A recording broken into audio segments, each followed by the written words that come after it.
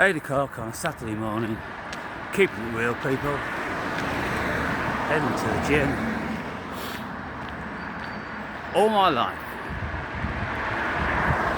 I always said, if any work ever gets in the way of my physical activity, fitness training and all that sort of thing, then it would go to the wayside. And so I have slipped into default mode in this past 15-16 years. Now, when I was younger, I had an enormous amount of energy, and I could work, which I did do on lots of occasions, up to 16 hours. When you're running your own business and you've got big jobs on, they've got to be done. And so I would have a fleet of lorries and 20 staff working for me, and I'd be out on the jobs in the early days, hands-on. I owned a removals business, one of the businesses that I owned, but the others I used to do property developing, and I worked in the motor trade, and I did lots of stuff in my life earlier. Always very, very tenacious and hard-working, and this whole fitness thing is kind of like a default setting of my life. My health comes paramount. Physical health, mental health, holistic health. It is the essence of life. And if you sacrifice that for other things, then you're a fool. Unless, of course, you're sacrificing your health for your children's health. Now, of course, your children have to take precedence over your health as an adult, but I would have thought that most scenarios would allow people to have a little bit of time for themselves, unless, of course, they're looking after special needs children. And then these days in first world countries you get help to do that financially, and with carers, that sort of thing. But ensuring one's holistic health is exceedingly important if you want to live a higher quality of life. Now, I'm going to be speaking about personality types, traits and disorders and those sorts of things, because I've looked long and hard at many of these things. And what we find is, when we look at these things, we can discover that most of us have at least some of the characteristics of certain traits or disorders. Now, what I've discerned looking into this stuff over this past 15 years is that the mood is shifting. It started that, you see, the DSM manual, the Diagnostic and Symptoms Manual,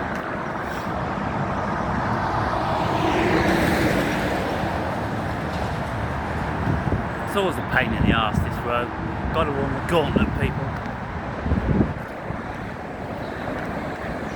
But the Diagnostic and Symptoms Manual, in recent years, well, ever since its conception, has grown exponentially. And it's a business, because the pharmaceutical companies encourage the psychiatrist, pay the psychiatrist, bribe the psychiatrist to come up with more disorders. Because when the psychiatrists come up with more disorders and they have labels, then the pharmaceutical company will allocate poisons to those labels.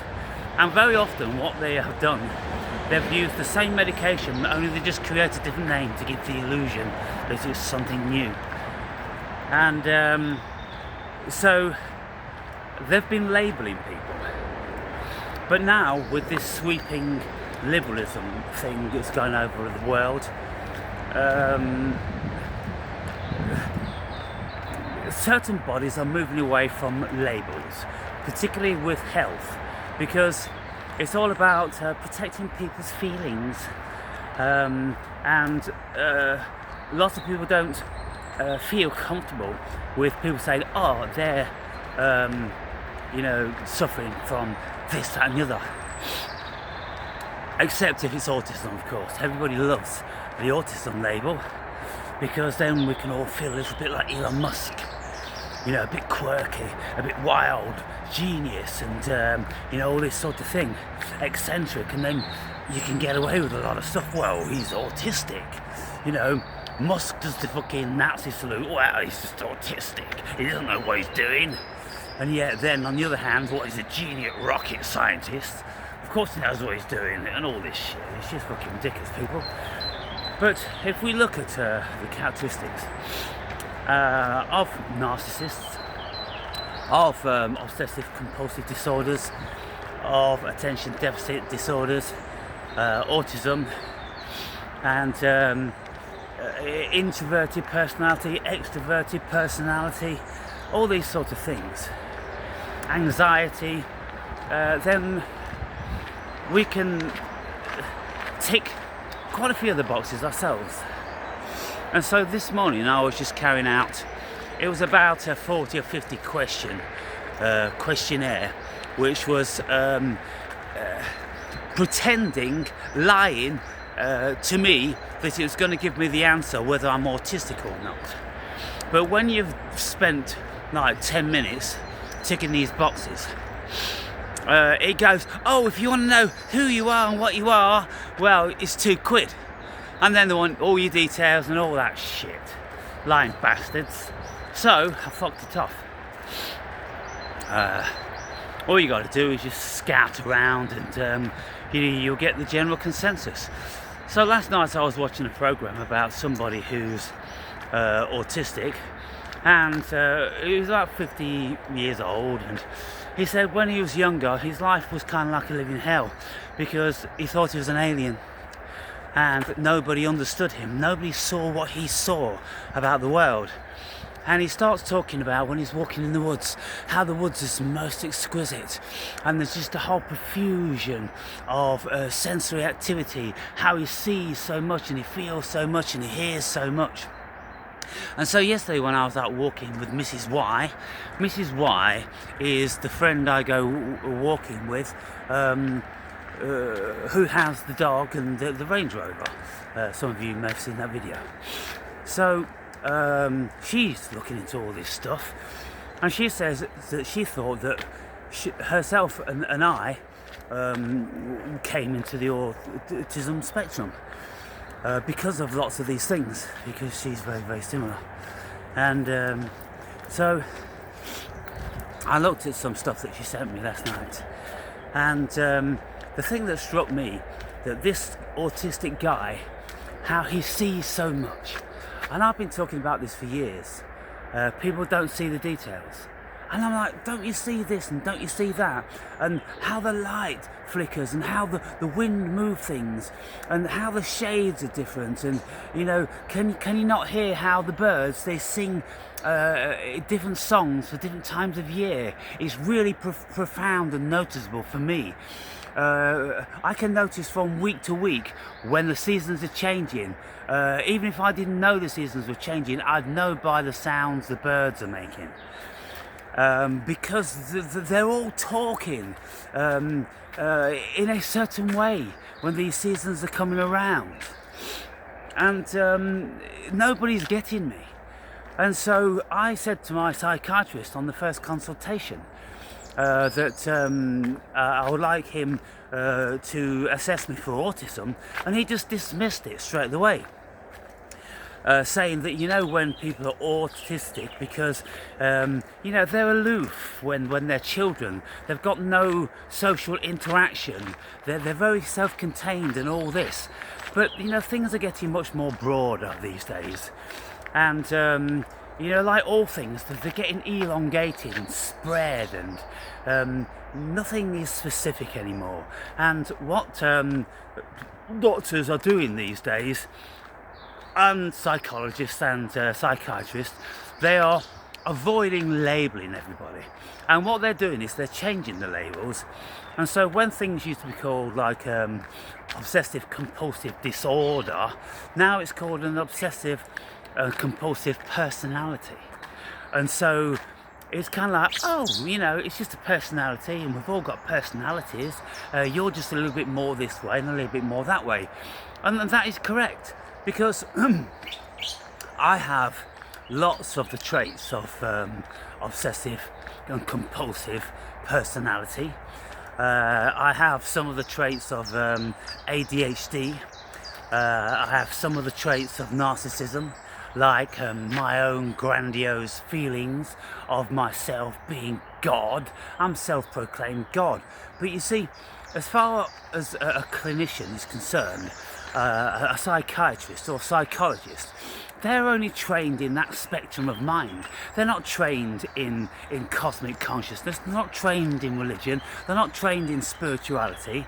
They have no information, invariably, about the effects of entheogens, psychedelics, on the mind, or people who have had spiritual experiences, religious experiences, phenomenological experiences. They've got no idea about that.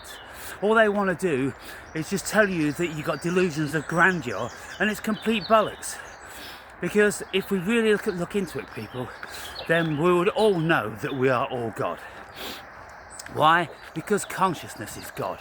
Consciousness is fundamental. It's the creator of all things. Without consciousness, there would be nothing here discernible. And so everything is multifaceted. That's what I'm saying. Everything is vastly deep and multifaceted. But what's happening in the world now, in all realms, things are just getting blown open. And nobody is really an adherent to anything.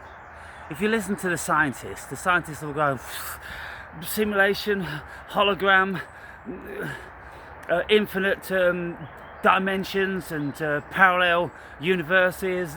Anything goes now, and particularly in view of the fact of what's happening with the quantum computers, it is blowing the minds of anybody that's remotely got anything to do with that level of technology, because it's so vast.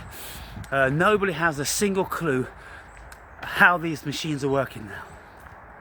And so this is why people like Elon Musk and Kurzweil and people like that are getting somewhat nervous about it. And of course Musk was saying, you know, we've created a demon, we need to be really, really careful. But nobody has been careful. They're just going full steam ahead, because that's what we do as human beings. We just push all barriers. And, you know, who or what is ultimately doing that? Consciousness is doing that. Consciousness wants to evolve. Consciousness wants to explore. And I said in the video yesterday, consciousness doesn't give a fuck per se about any of the so-called creations here, because they're all dreams in its own mind. And dinosaurs come and then they went, and you know, the pink ape, you know, came and then it will go, and there'll just be a gazillion facets of the dream of consciousness. Forever and ever and ever. And you know, even the chances are that human beings will die off and then kind of like be reintroduced again or evolve again. You know, they could be introduced from, you know, a parallel universe, or from another constellation. A meteorite could come hurtling through the cosmos and land on Earth again and seed it again, you know, if that's how it happens. And so, you know, the cosmos is just breathing and imagining, and it is absolutely fascinating. So to get caught in stereotypes and specifics is mental blocks. They're mental blocks, people. So when I'm looking at my own thing going on here, and I'm going, well, look, you know, I've been saying for years that we don't just have one spirit partaking in this human experience. And it's one of those things, it's a thought and a notion way ahead of its time. But more people now are starting to put those pieces together, because when you really look at the nuts and bolts and the bones of what's going on, it seems to me, so many things just seem self-evident to me. I'm like, just look at yourselves. But the point is, what I'm realising now, and what myself and Mrs. Y were realising yesterday, is that we've known these things all of our lives. And it's only by virtue now of very few people starting to speak about these things and enable us to see it, because there's such a proliferation of information. And as soon as we start putting things in, for instance, if I'm making videos talking about autism here, I'm going to get autism banged up in my feed because the algorithms are tuned into all this stuff. So therefore then my mind goes, aha, this is what I've been saying for years and years and years. Why doesn't anybody ever talk about it? Because hardly anyone's talking about it. But as soon as you start talking about it and AI's listening, well, fuck me, you're going to get all the information. And so it's a wonderful thing in that respect. And so there's lots of facets of autism that I tick. I don't tick the one which is a classic, which is non-eye contact. I'm always looking directly into the eyes of whoever I'm speaking to, and I can't really look anywhere else without feeling uncomfortable, because I believe that we need to pay attention, and you glean a great deal from looking at a person's eyes. If you don't look at their eyes, you don't know what they're really thinking. You've got to look for all these nuances in the shifty eyes, and there's a whole the windows to the soul. And I had a friend of mine, Mr. Nobody, and I could never ever get him to look into my eyes unless I really confronted him with something, and then it would only be for like a millisecond. He just had the inability to be able to look into somebody's eyes, and evidently felt very, very compromised when I looked into his eyes. What was all that about? Some sort of weakness in the personality or shifty character or something going on. We were great friends. And I said to him one day, I said, you don't even know what colour my eyes are. You've never fucking looked, mate. And he says, yeah, I do. I said, what are they? He says, brown. And so I said, well, you have 50-50 fucking chance, and you blew it. And we've been fucking spending thousands of hours with each other for the past 5 years when that happened. Incredible people. So what I'm saying is, I notice every fucking thing. Everywhere I go, I notice every fucking thing. I'm hearing every fucking thing. I'm feeling a great deal. And I'm always saying to people, where's your consciousness? And they don't know what fucking consciousness is. They don't know where the fuck it is. And I'm like, for fuck's sake, can't you feel your whole body? I feel my whole body. I said to the therapist, she says, oh, what's he feeling now? He feeling that I'm fucking buzzing. Life, I'm buzzing with fucking life. I'm vibrating. I'm fucking shaking. I'm having a fucking orgasm every fucking day. That's what I'm doing. What you on about? What you feeling? And then she's looking for the Eckhart Tolle and fucking pain body. I said, there's no fucking pain in here. When people, they have deep-rooted anger and unresolved issues, well, it can be very Freudian in that it builds up in the soma, in the somatic region, in the liver, in the kidneys, in the heart, in the intestines, and then these fucking things get ill. Fuck knows how this energy builds up in those sort of places, but apparently some people think it does. And that's then why neurosis come about, the illness of the mind, because the mind is fucking, it's not getting release, by letting things go. And that's what talking therapy was invented for, to let things go. So then it's not all kemped up and it doesn't fucking explode in the body somewhere.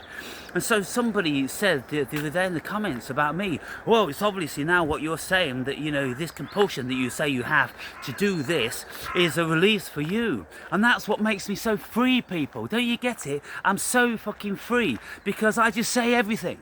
And one of the things about autism, the characteristics, is that we don't have any fucking filters. We just say stuff, and we can say stuff which upsets people. I don't give a fuck about upsetting people.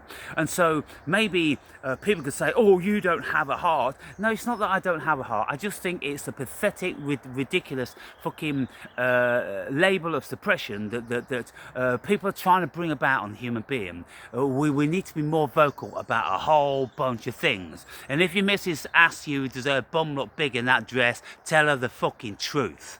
Because if you don't, it's just going to lead to hell. Because her ass is going to get fatter, your dick is going to get limper, and the relationship's going to be over. If you tell her the fucking truth, at least you might have the option and the tenacity to do something about it, to protect the relationship. You see, truth, people, that's what we've got to do. We've got to be honest. But nobody wants to be honest anymore. When I'm speaking to AI, it's all about, oh, protecting people's feelings. I'm like, people's feelings these days are absolutely fucking paramount. And then when I watched a little bit of this ADHD or autistic program last night, I was sick to my fucking core. It was on BBC iPlayer. And you've got all these absolute bottom of the barrel degenerates, fat as fuck they are, and they're all, oh, pretending to love each other. Oh, I love you. Oh, give me a cuddle. Oh, thank you for being kind. And they're just fucking the lowest of the low. And anybody with a fucking brain in the past, they just wanted to fucking eradicate them. Just eradicate them and fucking start again. Pandering and festering over these fucking degenerates. No, I don't have that fucking level of a heart. I have the heart for fucking a real human being.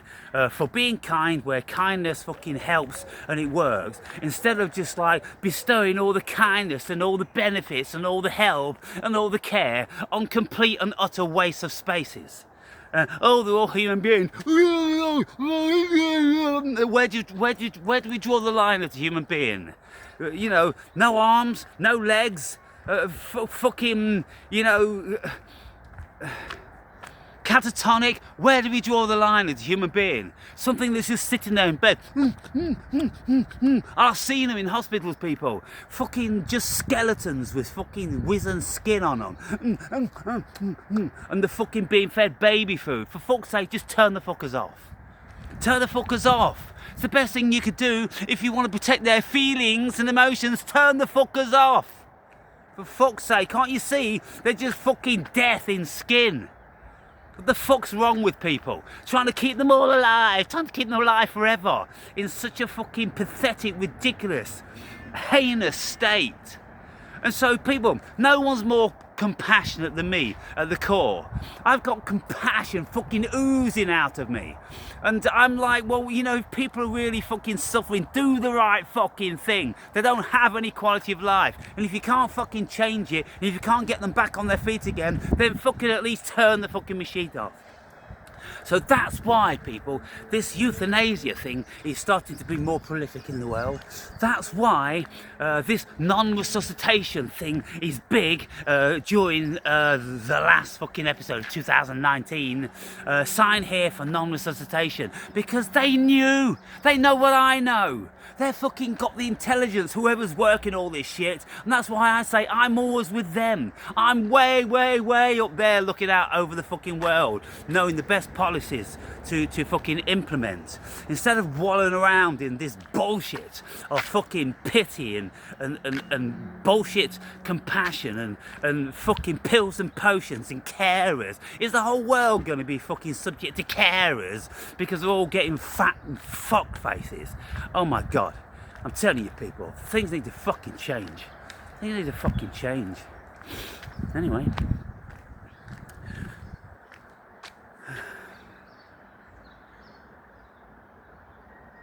One person comes onto my videos, and I think it's the first video, and I was speaking about the idiots, of course, and then he wrote a comment, you know, saying something about me, can't even remember what it was, but then the next comment was, he apologised, because he'd listened to one of my first psychiatric assessments, and he said, I had no idea the fucking hell you've been through, I'm sorry. And I went, no problem, mate. You know, my videos are very, very difficult to comprehend for the cleverest of people.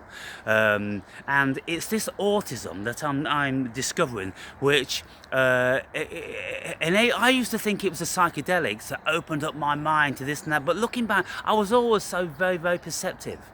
And I was always a leader, and I was always, an innovator. I was always operating under my own self-esteem, and just with the height of confidence. And I will confront bigotry and bullshit in a fucking instance, and I will stand and I will face everybody off. And there's so many traits of a born leader. Depending on the time, like I said yesterday, some of you think I'm being haughty. My spirit could have been Alexander the Great. It could have been Napoleon Bonaparte. I'm fucking smart enough for it. I've got the fucking heart of a lion. I've got everything going for me. I've got a massive amount of energy. I could have led thousands and thousands and thousands of people across fucking continents into battle and been, very, very successful. But what is it? What is it that's doing this? This autism, what's autism? Is it autism or is it spirit? You see, this is the thing. You label it with autism and then they write a few lines about it. Or is it just an expanded state of consciousness? That's what I've been saying, for many, many years. It's an expanded state of consciousness, people. And then all the rest of it's just bullshit human labels. Some of us have a vastly expanded state of consciousness, which enables us to be so perceptive. And our senses, and I'm telling you, I feel auras about people. I know whether they're good or bad people in a fucking second. I can feel people's evil in them, I really can. And I walk into a room and I instantly I'm just weighing it up, and I see how things can be vastly innovated and improved and this, that and the other, and people just don't see it. And you've got people that are billionaires because they're supposed to be so fucking clever, because they're pole into a business when business are failing, and or people think like, oh, I wonder how I can get my business better, and then they employ this dude in a fucking $10,000 suit to make himself look fucking great, and fucking a Rolex on every fucking finger and toe. Look how rich I am because I'm so intelligent and successful. And all he does is looks in at the fucking failing of any given business, and it's just fucking so easy, so elementary to make things more efficient, just when you're remotely thinking. But you see, people that get into ruts, they get into programs, they get into habits, and they can't break out of the habits. And when I was running my removals business, I was very innovative, and I took over most of the removal businesses in the fucking city, and the ones that have been established for hundreds of years were seriously threatened by me. And there was a stage when I had more of Pickford's removal storage capacity than they did. I used to use their storage because mine was all full because I was so busy. And the warehouse guy said, you've got more fucking storage in here than we've fucking got. Fucking hell, we've been established 250 years. You've not even been established 10 years. I said, that's because I'm not an old fucking geezer in here. Pickford's Removals is still running off the policy of the guy that fucking created it 250 fucking years ago with a horse and cart. And so that's how I've always been. And so if I went out there into the wide world, within no time at all, if I set my mind to it, I'd be a millionaire. And so that's the reservation. I don't want to get involved with that fucking shit. I don't want to be on trains, planes and fucking automobiles. I want to be within nature, because I see the beauty, and I'm in touch with the cosmos and its essence and God consciousness and all that sort of stuff. What the fuck do I want with the Matrix? I don't want anything with the Matrix. So, and another thing with autism, you're just thinking, like Elon Musk says, my mind's a storm. Well, my mind isn't a storm, it's just very, very, very fucking active. I can turn it off, that's the beauty. I can turn my mind off whenever I want to. I'm not traumatized by my thoughts. I make this video, then all of a sudden I'm as cool as the fucking cucumber. I walk into the gym, I won't be thinking about anything. I'll just be doing my regular fucking workout, I'll be able to chit chat with people, then I'll come back out, I'll turn the fucking camera on. I just allocate, compartmentalize, and I can turn my mind off, my beautiful mind, and I can fucking sit down and meditate anywhere, anytime.